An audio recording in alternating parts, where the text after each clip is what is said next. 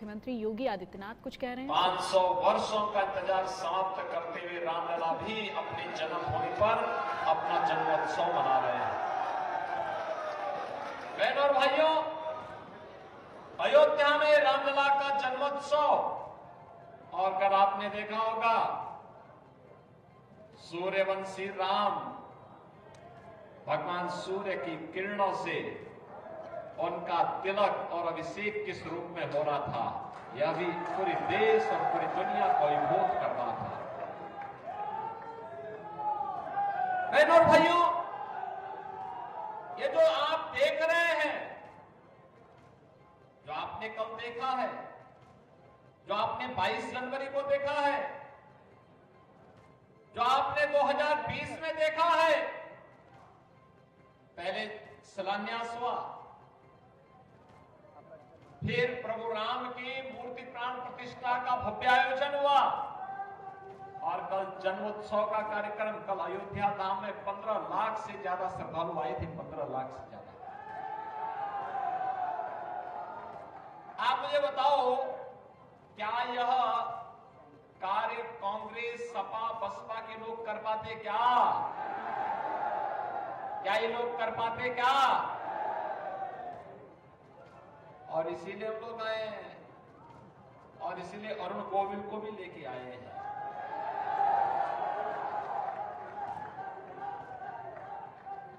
देखो, जितना भी ये हो रहा है, 1857 में धन सिंह कोतवाल ने, बहनों और भाइयों, देश की स्वाधीनता के लिए अपनी नौकरी को ठुकरा करके देश के अमर बलिदानियों की श्रेणी में खड़ा होकर के देश की स्वतंत्रता का उद्घोष किया था। उन महापुरुषों का जो सपना था, वह सपना एक ही था कि तेरा वैभव अमर रहे मां, हम दिन चार रहे न रहे।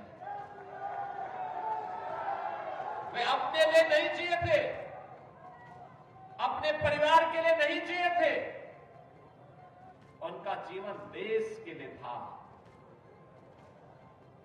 इस देश के लिए था, देश की स्वाधीनता के लिए था, आने वाली पीढ़ी के उज्जवल भविष्य के लिए था।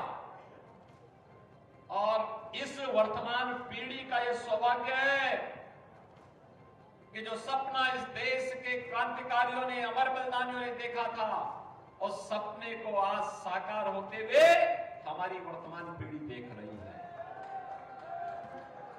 ये विकसित भारत की जो संकल्पना प्रधानमंत्री मोदी जी ने दी है, ये विकसित भारत, दुनिया में सम्मान हो, सीमाएं सुरक्षित हो, आतंकवाद और नक्सलवाद की समस्या का समाधान हो, इंफ्रास्ट्रक्चर वर्ल्ड क्लास हो, एक गढ़ से कठोर होते हुए जो मार्ग चौर के लिए आ रहा है, 4 लेन का बन रहा है, कोई कल्पना करता था? मेरठ से दिल्ली का 12 लेन का expressway, rapid rail, sports university, 1 district 1 product में यहां के स्पोर्ट्स आइटम को वर्ल्ड में भेजने का कार्य, ग्लोबल बनाने का काम जो हुआ है। और बहनों और भाइयों, आज जो आपके यहां माहौल परिवर्तन देखने को मिल रहा है, ये जो इंफ्रास्ट्रक्चर है, मेरठ में भी हम लोग मेट्रो भी देने जा रहे हैं, ये जितने कार्य हैं, ये 14 के पहले कल्पना थी। और गरीब कल्याणकारी योजनाओं की तो कोई स्थान ही नहीं। आप सोचिए, 1947 में भारत स्वतंत्र हुआ, पाकिस्तान भी स्वतंत्र हुआ। पाकिस्तान के पास संख्या कम गई, लेकिन क्षेत्रफल ज्यादा गया। और बहनों और भाइयों, भारत 80 करोड़ लोगों को 4 वर्ष से फ्री में राशन दे रहा है, अगले 5 वर्ष तक जारी रहेगा। और पाकिस्तान, भारत की आबादी है 140 करोड़, 80 करोड़ लोग फ्री में राशन प्राप्त कर रहे हैं, और पाकिस्तान की आबादी है 22 करोड़ और लोग वहां भूखों मर रहे हैं, भूखों मर रहे हैं वहां। भारत का विभाजन करके पाकिस्तान बना, भारत का समृद्ध क्षेत्र और ज्यादा भूमि भी गई, लेकिन वहां भूखों मर रहे हैं और भारत की सरकार अपने 80 करोड़ लोगों को फ्री में राशन की सुविधा का लाभ दे रही है। जितना पाकिस्तान की आबादी नहीं, उससे ज्यादा लोगों को पिछले 10 वर्ष में गरीबी रेखा से ऊपर करने में मदद मिली है भारत के अंदर।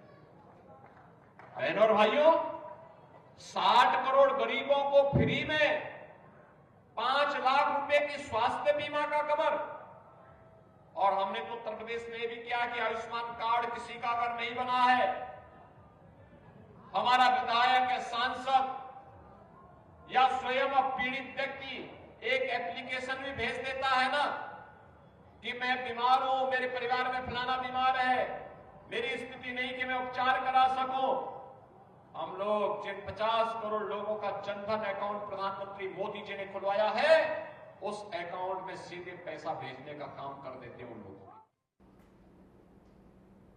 तो आप सुन रहे थे उत्तर प्रदेश के मुख्यमंत्री योगी आदित्यनाथ को। अब हम आपको बिहार के समीकरण समझाते हैं। बिहार की राजनीति वैसे ही बहुत दिलचस्प मानी जाती है, और अभी अगर हम बिहार के वीआईपी सीट्स की बात करें तो कुछ ग्राफिक्स के जरिए आप समझेंगे कि बिहार की वीआईपी सीट्स कौन सी हैं, और उसके बाद हम अपने रिपोर्टर के पास भी चलेंगे, उनसे भी थोड़ा सियासी समीकरण समझने की कोशिश करेंगे। ये देखिए, पहले चरण में बिहार की 4 सीटों पर मतदान होना है। ये सीटें आपके टीवी स्क्रीन पर हैं, और कहाँ कहाँ किस किस प्रत्याशी में बीजेपी, आरजेडी और बीएसपी के जो प्रत्याशी हैं, कहाँ कहाँ किसकी टक्कर है, वो भी आप इन ग्राफिक्स के जरिए समझिएगा। औरंगाबाद की सीट के समीकरण हम आपको दिखा रहे हैं। उसके अलावा नवादा आप देख रहे हैं, जमुई में कौन कौन से प्रत्याशी चुनावी मैदान में हैं, वो आप समझिए। ये ऐसी वीआईपी सीट्स हैं जहां पर मुकाबला बेहद दिलचस्प है, दिग्गजों की जो साख है वो दांव पर लगी हुई है। अब देखना ये होगा कि कहां किस प्रत्याशी को जीत हासिल होती है, तो चुनाव के नतीजे बताएंगे। लेकिन फिलहाल राजनीति बहुत दिलचस्प है, और बिहार की राजनीति तो वैसे ही बहुत इंटरेस्टिंग है। ये बीजेपी, आरजेडी और बीएसपी के उम्मीदवारों की आप तस्वीरों के साथ आप देख पा रहे हैं। ये जो वीआईपी सीट्स हैं, बिहार से शक्ति कुमार मेरे सहयोगी पटना से इस वक्त लाइव जुड़े हुए हैं, उनसे भी जरा समझते हैं। शक्ति, अभी हम ग्राफिक्स के जरिए समझा भी रहे हैं बिहार की 4 सीटों पर कहां कहां किस किस के बीच मुकाबला है। आप बेहतर समझते होंगे, वहां पर ग्राउंड पर क्या स्थिति है, क्या समीकरण दिख रहे हैं? जी बिल्कुल, देखिए 4 लोकसभा सीटों पर कल मतदान होने हैं, उनमें से सब जो है अहम सीट जो है गया का सीट है, जिसकी यहाँ से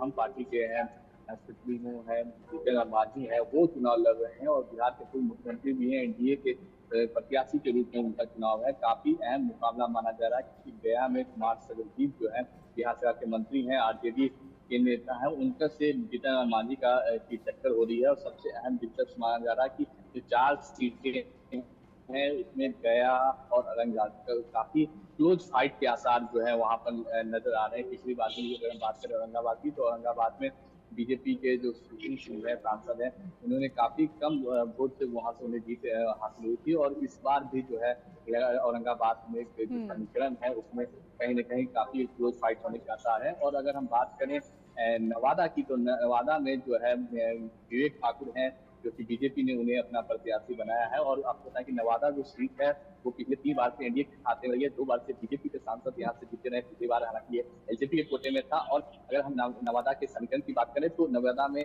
जो महागठबंधन के उम्मीदवार है उनकी मुश्किलें जो है बढ़ गई है, क्योंकि जो राजवल्लभ यादव है जो अभी फिलहाल जेल में है, और पहले आरजेडी के विधायक ही रह चुके हैं, अभी फिलहाल उनकी पत्नी जो है आरजेडी से विधायक है, और उनके भाई ने उन्हें ही निर्दलीय प्रत्याशी के रूप में जो है नॉमिनेशन फाइल कर दिया है, वो चुनाव मैदान में है।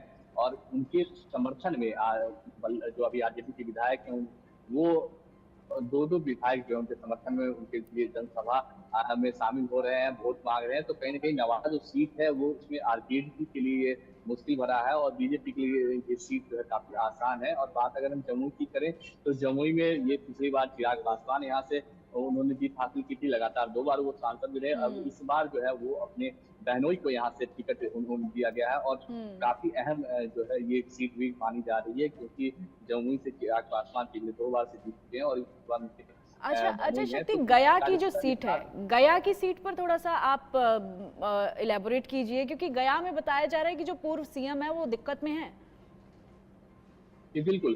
देखिए जितेंद्र मांझी जो है यहाँ पे जब वो महागठबंधन के हिस्सा जब हुआ करते थे तो उस दौरान उन्होंने भगवान राम को लेकर जो है कई बार सवाल खड़े किए थे और उनके वजूद पे भी सवाल उन्होंने खड़ा किया था। इसको लेकर जो नाराजगी है, हम कुछ दिन पहले हम वहाँ वोटरों से भी उन्होंने राय हमने जानी थी, तो कहीं ना कहीं जो वोटर थे वो नाराज उनसे चल रहे थे। लेकिन फिलहाल मांझी जो है, जितेंद्र मांझी जो है अयोध्या भी होके आए हैं, पूरे परिवार के साथ भी उन्होंने अयोध्या में भगवान राम के दर्शन किए और अब जो है चुनाव मैदान में है। लेकिन जो स्थानीय लोग थे उनका यह भी कहना था कि जो वोटिंग के समय जो है लोग कहीं ना कहीं केंद्रीय नेतृत्व को देखते हैं और ये जो चुनाव है पूरा वो स्थानीय उम्मीदवार का न होकर जो है केंद्र मोदी वर्सेज ऑल की लड़ाई जो है इस बार लोकसभा चुनाव में नजर आ रही है और गया में भी इसी के आसार हैं। लेकिन जितेंद्र मांझी को लेकर हम बात करें तो महागठबंधन के जो सर्वजीत उम्मीदवार हैं वो काफी उन्हें उनके साथ उनकी टक्कर होने के आसार हैं, क्योंकि युवा है और जी। जितेंद्र मांझी आपको पता है कि इससे पहले भी उन्होंने 2 बार लोकसभा चुनाव में अपनी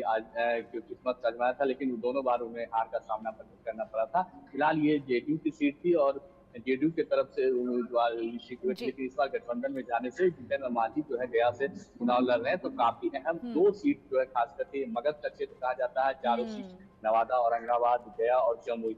इसमें से जमुई और नवादा जो है एनडीए के पाले में के फेवर में हो सकता है, लेकिन जो दो क्लोज फाइट है वो देखने को मिलेगा। औरंगाबाद और गया की जो सीट है उसमें कहीं न कहीं मुकाबला काफी ठीक है। दिलचस्प होने जा रहा है और इसको लेकर तैयारियां भी काफी अहम होगी।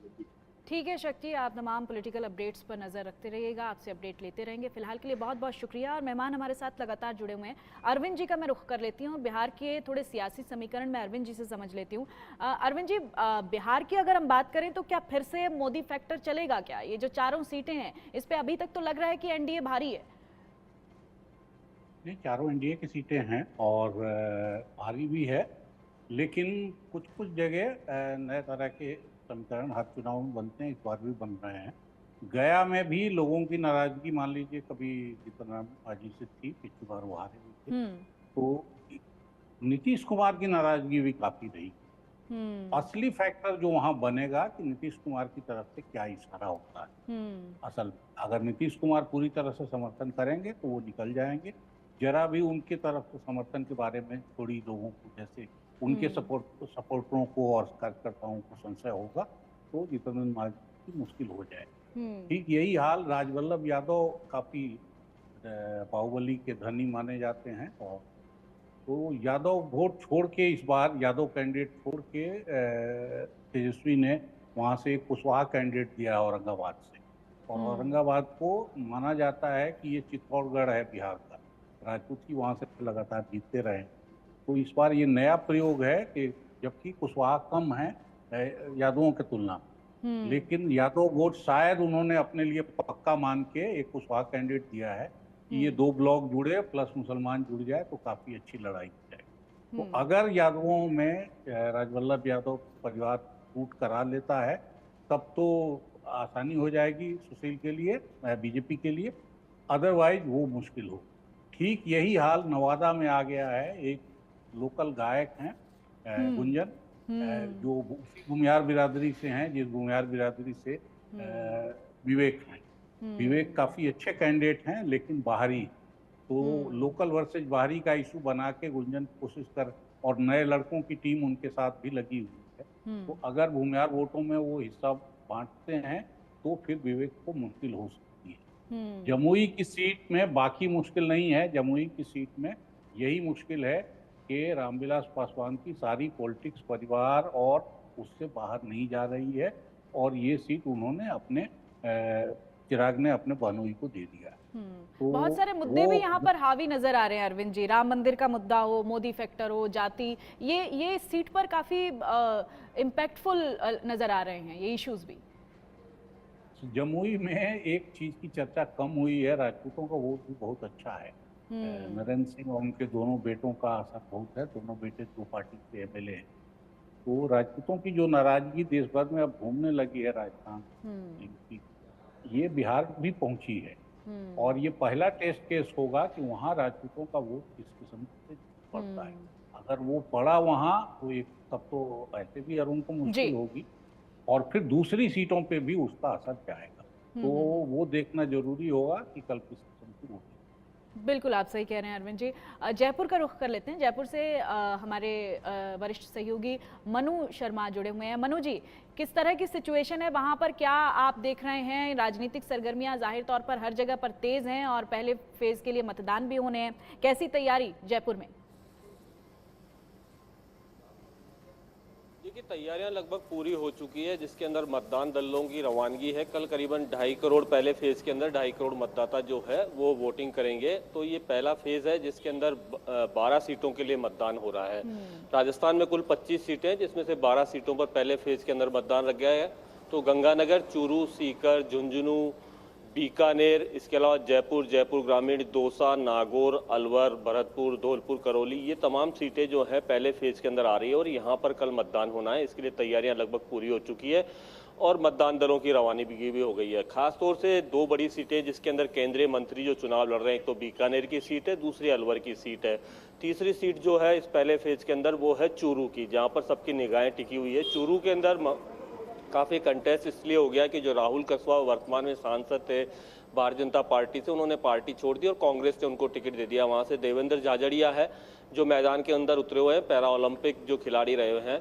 तो वहाँ पर प्रधानमंत्री नरेंद्र मोदी की सभा भी हो चुकी है और वहाँ काफ़ी रोचक मुकाबला बना हुआ है। दूसरा जो है बीकानेर के अंदर केंद्रीय मंत्री है अर्जुन मेघवाल, वो चुनाव लड़ रहे हैं। उनके सामने गोविंद राम मेघवाल है जो पहले गहलोत कैबिनेट में मंत्री रह चुके हैं, तो उनके बीच में मुकाबला है। तीसरा अलवर की सीट, जहां पर भूपेंद्र यादव जो हैं केंद्रीय मंत्री, वो चुनाव लड़ रहे हैं। उनके सामने ललित यादव हैं, स्थानीय उम्मीदवार हैं वहां के ललित यादव कांग्रेस से और भूपेंद्र यादव वहां से चुनाव है। तो ये काफी कंटेस्ट वाली 3 सीटें इस पहले फेज के अंदर जहां सबकी निगाहें बनी हुई है। अब बात करते हैं दूसरी अन्य सीटों की, जिसके अंदर दौसा के अंदर मुकाबला काफी भारी है। वहां पर भारतीय जनता पार्टी ने एक नया चेहरा जो है मैदान के अंदर उतारा है, कन्हैया लाल मीणा। तो सामने जो है मुरारी लाल मीणा है, इसलिए वहां भी काफी रोचक मुकाबला हो गया है।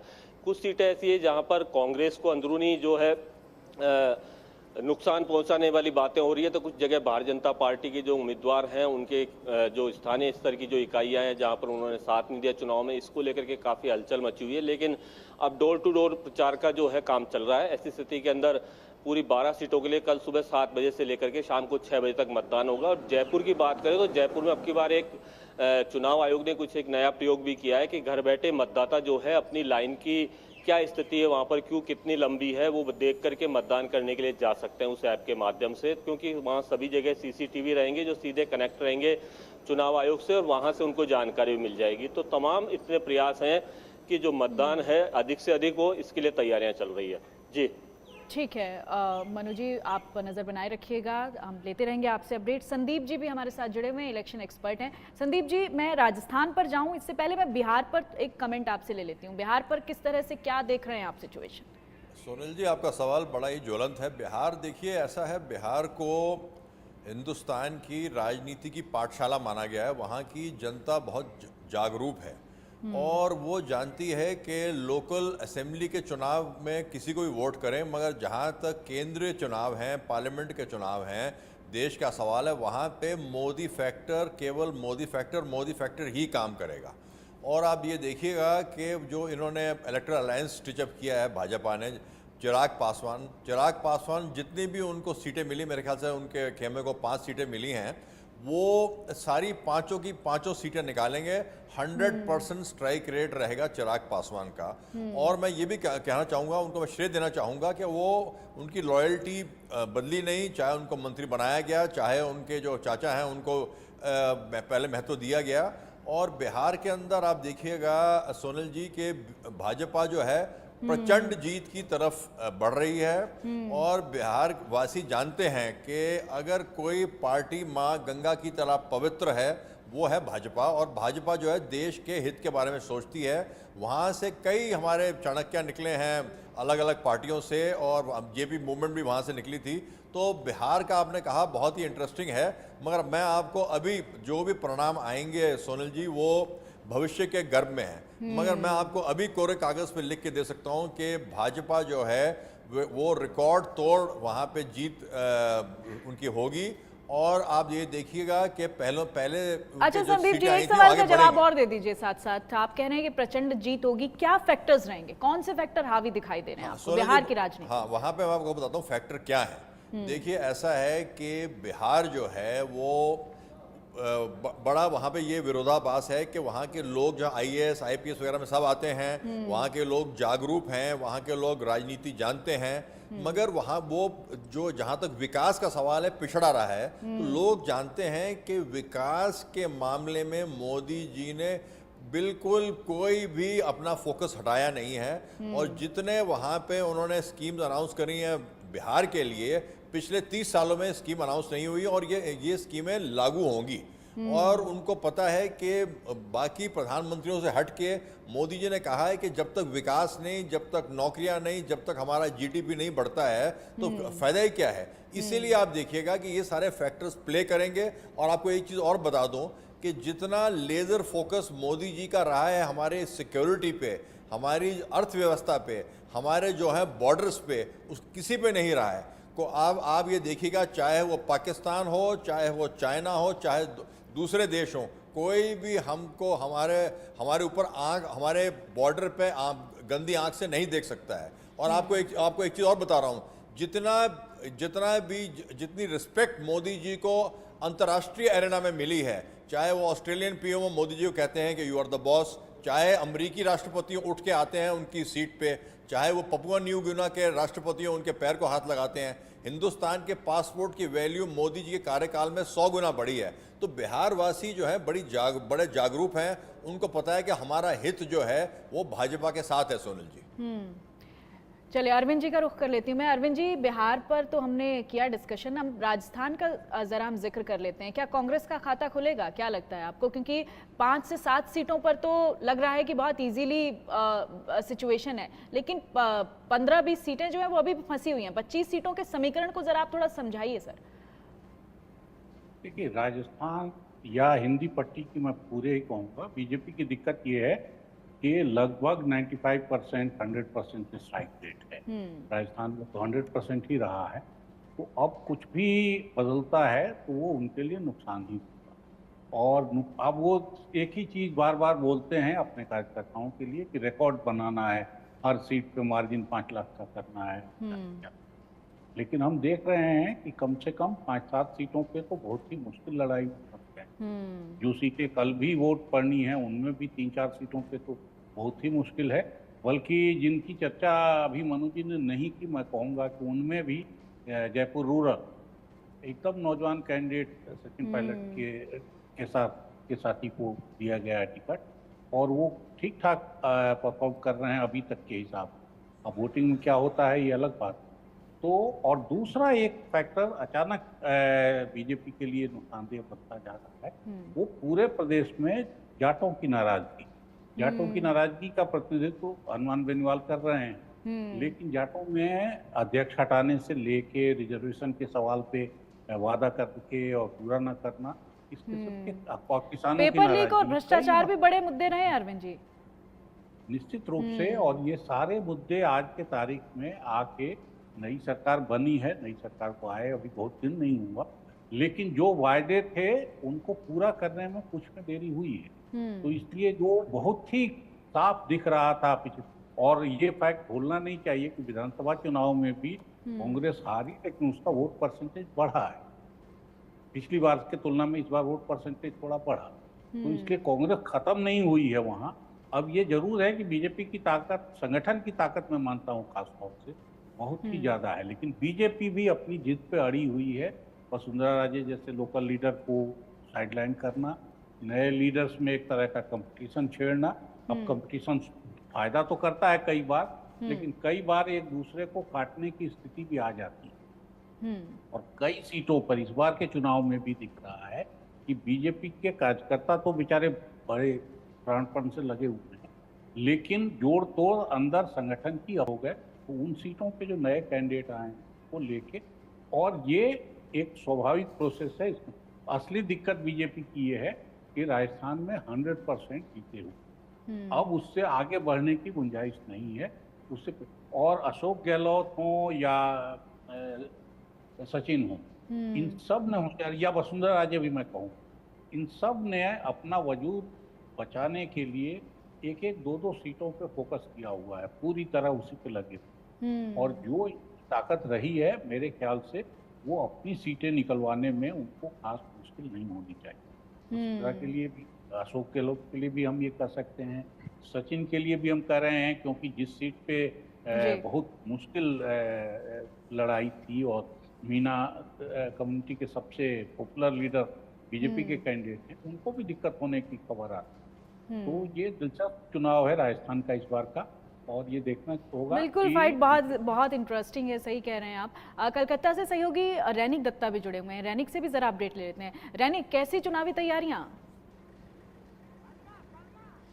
एकदम ही देखिए, पश्चिम बंगाल का तीनों जगह में जो लास्ट मिनट का तैयारी, वो तैयारी देखने मिल रहा है, क्योंकि एक तरफ है अलीपुर दुआर, जलपाईगुड़ी, दूसरी तरफ कोच बिहार। कोच बिहार में निशित प्रामाणिक के साथ टीएमसी कैंडिडेट का फाइट है, मगर कोच बिहार का फाइट बोला जाता है निशित प्रामाणिक वर्सेस उदयन गुहा का फाइट, क्योंकि टीएमसी का जो भी कैंडिडेट हो, टीएमसी का मिनिस्टर ये उदयन गुहा के साथ निशित प्रामाणिक का पहले भी दिखा गया था, बहुत सारे टसल हुआ था, मगर इस बार चुनाव में निशित प्रामाणिक का मेन ऑपोजिशन कौन होगा, इसमें चर्चा चल रहा है। मगर दो तीन चीज आपको बता देना चाहेंगे कि ये जो कोच बिहार लोकसभा सीट है, ये कोच बिहार लोकसभा सीट में करीब 16 लाख के ऊपर वोटर है, जिसमें से 9 लाख के ऊपर महिला वोटर है, ऐसा इलेक्शन कमीशन की तरफ से कहा जा रहा है। और उसके साथ पोलिंग स्टेशन है 2000 के ऊपर पोलिंग स्टेशन, 2043 पोलिंग स्टेशन,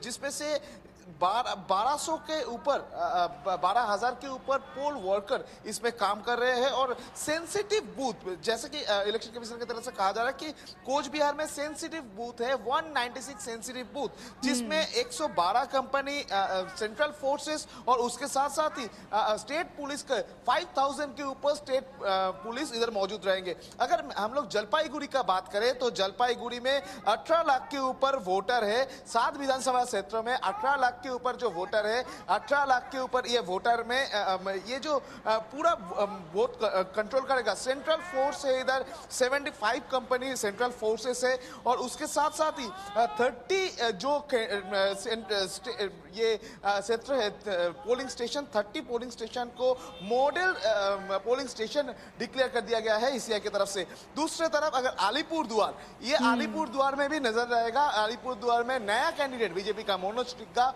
लड़ाई करेंगे।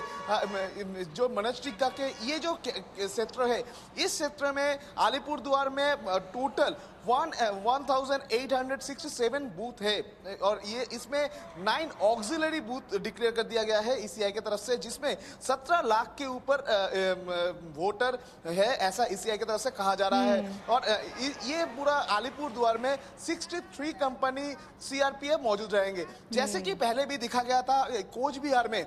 पिछले 2021 जो विधानसभा चुनाव था, 2021 विधानसभा चुनाव में शीतलकुची में सेंट्रल फोर्स के गोली में 4 वोटर का मौत हो गया था। उसके बाद ही चर्चा में आ गया ये कोच बिहार लोकसभा क्षेत्र, और उसी सिलसिले में ईसीआई की तरफ से कहा गया है कि उसी जगह में, यानी शीतलकुची का जो बूथ, ये शीतलकुची का वो बूथ में जिस जगह में ये हादसा घटा था, उस जगह में सीआईएसएफ का जवान मौजूद नहीं रहेंगे। उस जगह में आईटीबीपी का जो कैडर, उनको रखने के लिए बोला गया है, ईसीआई की तरफ से इंस्ट्रक्शन दिया गया है। यानी बोल सकते हैं कि कल चुनाव होने जा रहा है, मतदान होने से ठीक पहले।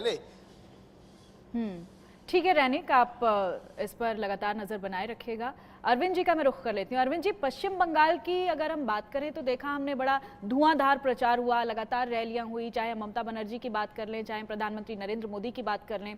आप जैसे अनुभवी लोग ये भी कह रहे हैं कि ये बहुत इंपॉर्टेंट इलेक्शन है। अगर ये लोकसभा की अगर हम बात करें तो क्या टीएमसी नंबर 2 पर चली जाएगी, भाजपा नंबर 1 पर आ जाएगी? इस तरह की भी कयास लगाए जा रहे हैं इस इलेक्शन के लिहाज से। इलेक्शन सर्वे भी ये बता रहे हैं, और जो सामान्य ढंग से बीजेपी के बढ़ने की गुंजाइश अगर आप देखेंगे तो बंगाल, उड़ीसा, ये दो ही पॉइंट दिख रहे हैं जहां से ज्यादा सीटें बढ़ा सकने की उसकी स्थिति अभी है।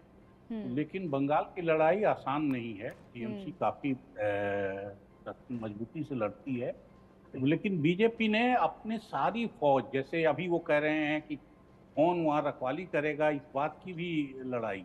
वहाँ रेड होने जाता है तो local police versus central police. अभी गवर्नर महाराज को कोर्ट को रोकना पड़ा कि आप मत जाइए वहाँ, क्योंकि आपका जाना आपके दायित्व का उल्लंघन है, चुनाव के समय आप जाएं। और गवर्नर, तो सारा लिहाज छोड़ के सारे लोग लगे हुए। नॉर्थ बंगाल की सीटों पे ज्यादा चुनाव होना है, और नॉर्थ बंगाल का एक पक्ष जो है आमतौर पे चर्चा में नहीं रहता है कि यहाँ कंपैरेटिवली मुस्लिम आबादी कम है और शेड्यूल ट्राइब और शेड्यूल कास्ट आबादी ज्यादा है। राजवंशियों का कभी उस जमाने में वहाँ राज था, और वो सारे लोग बंगाला भाषी नहीं हैं। उस पूरे इलाके में हिंदी के लिए लड़ाई होती रही है, बहुत बड़े पैमाने पर, छोटी लड़ाई नहीं। सीपीएम के लोग उसको दबा के रखते थे। ये बीजेपी को लाभ हो गया इसका जाने का कि ये सब जमात जो है एक तरह से बना बनाया उनको मिल गई। लेकिन अब 10 साल का राज होने के बाद चीजें जो फर्क आई हैं या जो दिख रही हैं, उस सब सीटें जीती हैं बीजेपी। यहाँ ज्यादातर सीटें बीजेपी के पास हैं, लेकिन अब वो फर्क दिखाई देने लगा है। वो आप देखिए, संदेश खाली का मामला हो या फिर कूच बिहार का मामला हो, बार बार बीजेपी ऐसे इश्यूज को तलाश रही है और उसको पूरे प्रदेश ही नहीं देश के स्तर पे उठा के टीएमसी को बैकफुट पे करना चाहती है। टीएमसी भी अपनी जिद में है, उसने इंडिया गठबंधन को नहीं माना और अकेले लड़ाई लड़ रही, उसने बाकी किसी का भी सहयोग नहीं लिया। तो लड़ाई दिलचस्प है, और मैं कहूँगा कि बीजेपी जितना जोर लगा, पंचायत चुनावों में बीजेपी काफ़ी नीचे आ गई, विधानसभा में सीटें कम हुई, फिर उसका पंचायत में तो 20-22% वोट पे आ गए। लेकिन राम मंदिर निर्माण के बाद से बीजेपी का ग्राफ बिल्कुल, ये एक बहुत बड़ा मुद्दा तो रहा है। अरविंद जी सही कह रहे हैं आप। बंगाल में विकास श्रीवास्तव मेरे सहयोगी जुड़े हुए हैं मुंबई से, जरा उनसे अपडेट ले लेते हैं। विकास, राजनीतिक हलचल तेज है और हम देख रहे हैं कि लगातार लोगों में भी उत्साह है। कैसा आप देख रहे हैं, कैसी तैयारियां देख रहे हैं, क्योंकि बहुत कम समय रह गया है मतदान में? जी बिल्कुल, कुछ घंटे ही बचे, अगर ऐसा मैं कहूँ तो भी गलत नहीं होगा। लेकिन जिन 5 लोकसभा सीटों पर महाराष्ट्र में चुनाव हो रहे हैं पहले फेज में, वहां पर गर्मी काफी असर कर रही है, और इलेक्शन कमीशन की चिंता भी यही है कि गर्मी की वजह से मतदान का प्रतिशत कम न रह जाए। और इसीलिए इलेक्शन कमीशन के लोग जो हैं वो लगातार अवेयरनेस कैंपेन कर रहे हैं कि कुछ भी हो जाए, आप लोगों को घर से बाहर निकलना होगा और मतदान करना होगा, और इस लोकतंत्र के महापर्व को सफल बनाना पड़ेगा। उनका टारगेट है कि ये पूरे विदर्भ में, मतलब जहां वहां पर जो 5 सीटें हैं वहां पर डिस्टिंक्शन अचीव किया जाए, मतलब 75% मतदान कराने की उनकी कोशिश है। और इसकी तैयारी हम सवेरे से देख रहे हैं। तकरीबन 28,000 जो कर्मचारी हैं उनको डिप्लॉय किया गया है ताकि सुचारू रूप से ये इलेक्शन कंडक्ट किए जा सके। सुरक्षा बल की भी तैनाती है। महत्वपूर्ण रूप से जो 5 सीटें महाराष्ट्र की हैं उसमें गढ़चिरौली भी है। गढ़चिरौली एक नक्सल प्रभावित इलाका माना जाता है, और इसी वजह से एक बहुत बड़ी चुनौती होती है सुरक्षा बलों के सामने कि यहाँ पर शांतिपूर्ण तरीके से चुनाव करा लिए जाए। लेकिन कंप्लीट डिफेंस मैकेनिज्म जो है वो एक्टिवेट कर दिया गया है। जो भी दूर दराज के जो पोलिंग स्टेशन है वहां पर भी ये इंश्योर करने की कोशिश की जा रही है कि लोग पहुंचे और लोग अपना मतदान करें।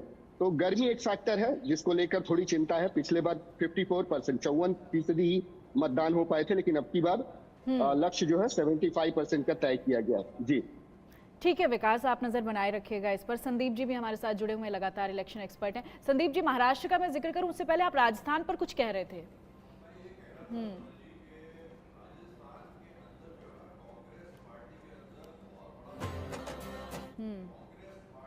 दो खेमों में बटी हुई है साफ साफ। एक अशोक गहलोत जी का खेमा और एक सचिन पायलट का खेमा, और दोनों में खींचतान हो रही है। जहाँ तक भाजपा का सवाल है, भाजपा ने कोर्स करेक्शन करा है, वसुंधरा राजे को हटाया गया और दूसरे मुख्यमंत्री बनाए गए। और आप ये देखिएगा राजस्थान के अंदर भी कई और राज्य हैं, अधिकतम राज्य, राजस्थान के अंदर भी भाजपा प्रचंड जीत की तरफ बढ़ रही है। और इसका कारण ये है, राम मंदिर जो है वो बहुत बड़ा इमोटिव इशू है। अब ये देखिएगा, किसी और पार्टी ने, किसी और प्रधानमंत्री ने जो मोदी जी ने करा है, चाहे वो आर्टिकल 300 धारा 370 हटाने की बात हो, चाहे वो 3 तलाक गैर कानूनी करार करने की बात हो, चाहे सबसे बड़ी बात राम मंदिर की, जितने भी हमारे करोड़ों हिंदू हैं, मेजॉरिटी कम्युनिटी है, उनकी आस्था इस इश्यू से जुड़ी हुई थी और इन्होंने साकार किया है। और मोदी जी एकमात्र प्रधानमंत्री हैं जिनकी कथनी और करनी में कोई भी अंतर नहीं है। राजस्थान के अंदर सोनल जी प्रचंड जीत की तरफ बढ़ रही है। और अगर हम बात करें बंगाल की, बंगाल के अंदर आप अभी से लिख के ले लीजिए, जो मेरी इन्फॉर्मेशन है, ज़मीनी जो मेरी पकड़ है, वहाँ बंगाल के अंदर भाजपा सबसे बड़ी पार्टी के रूप में उभरेगी और वहां पे रिकॉर्ड क्या तौर क्या वजह रहेगी संदीप जी अगर ऐसा होता है तो क्या फैक्टर्स मानते हैं आप इसके? बहुत बढ़िया आपने ज्वलंत सवाल पूछा सोनल जी। फैक्ट सबसे बड़ा फैक्टर ये है कि ममता बनर्जी ने हिंदू वोट बैंक को ताक पे रख के माइनॉरिटी वोट बैंक पॉलिटिक्स करी है। और आप ये देखिएगा कि आपके पास समय है, जाके आप इफ्तार पार्टी अटेंड कर रहे हैं, आप नमाज कर रहे हैं, करिए आप, मगर आप जो है हिंदू वोट बैंक को आप ये मत समझिए टेकन फॉर ग्रांटेड। और वहाँ पे अब जो है बंगाल का हिंदू जाग उठा है। और देखिएगा जो ये राम मंदिर बना है, जितने चाहे बंगाली हों चाहे दिल्ली वासी हों, एक मात्र में सारे हिंदू बंधे हुए हैं। और उन्होंने देख लिया है कि हिंदू सनातन धर्म के लिए जो मोदी जी ने करा है, ना आज तक किसी प्रधानमंत्री ने करा है और ना कोई करेगा। और ये जितनी फर्जी राजनीति हो रही है माइनॉरिटी, ये जो कांग्रेस है उन्होंने आज तक हमेशा माइनॉरिटी वोट बैंक पॉलिटिक्स करी है at the cost of majority vote bank. मगर मोदी जी ने कहा है कि हम राजनीति करेंगे, मगर हम हिंदुओं का जो है इंटरेस्ट ताक पे रख के राजनीति नहीं करेंगे, चाहे वोट मिले चाहे वोट ना मिले। इसीलिए बंगाल की जो जनता है वो जाग उठी है और प्रचंड जीत की तरफ भाजपा बढ़ रही है। और अब ये देखिएगा कि अंतर्राष्ट्रीय, जहां तक अंतर्राष्ट्रीय राजनीति का सवाल हो, आज का समय, वर्तमान के समय में आज तक कभी ऐसा नहीं हुआ है। मोदी जी पूरे विश्व के नंबर 1 नेता के रूप में उभरे हैं और ये पूरे भारतवर्ष के लिए पूरी गर्व की बात है। और आप ये देखिएगा कि ये जो फर्जी राजनीति विपक्ष करती है, चाहे राफेल का मामला हो, मैं आपसे सोनल जी पूछना चाहूँगा, आप इतने जागरूक हैं कि ये राफेल का मामला अब कहाँ चला गया? तो ये उल्टे सीधे मुद्दे उठाते रहते हैं, देश की हित की बात नहीं करते हैं। इसीलिए जनता जो है उसे मन बना लिया है, प्रचंड जीत की तरफ भाजपा बढ़ रही है, चाहे वो राजस्थान हो, चाहे बंगाल हो, चाहे पंजाब हो, चाहे पूरा देश हो। और बाकी पार्टियां जो हैं इन्हीं चक्रों में लगी हुई हैं, उल्टे सीधे, जो ईवीएम, राफेल, ये वो, कभी कहते हैं चौकीदार चोर है, इसमें कुछ रखा नहीं है। ठीक है, ये तो राजनीति के अपने मुद्दे हैं जिसको लेकर तमाम पार्टीज अपना अपना हथकंडा बनाती हैं इन मुद्दों को। बहुत बहुत शुक्रिया आपका हमारे साथ जुड़ने के लिए संदीप जी, बहुत बहुत शुक्रिया अरविंद जी आपका हमारे साथ जुड़ने के लिए। तो महज कुछ ही घंटे बाकी हैं, पहले चरण के मतदान होंगे, तमाम तैयारियां जोरों शोरों से चल रही हैं। लोगों से अपील की जा रही है कि घरों से बाहर निकलकर वो वोट ज़रूर करें, हर परिस्थिति में करें, क्योंकि यही उनके भविष्य की कहीं ना कहीं धारा तय करेगा। फिलहाल वक्त एक छोटे से ब्रेक का, फौरन होंगे हाजिर।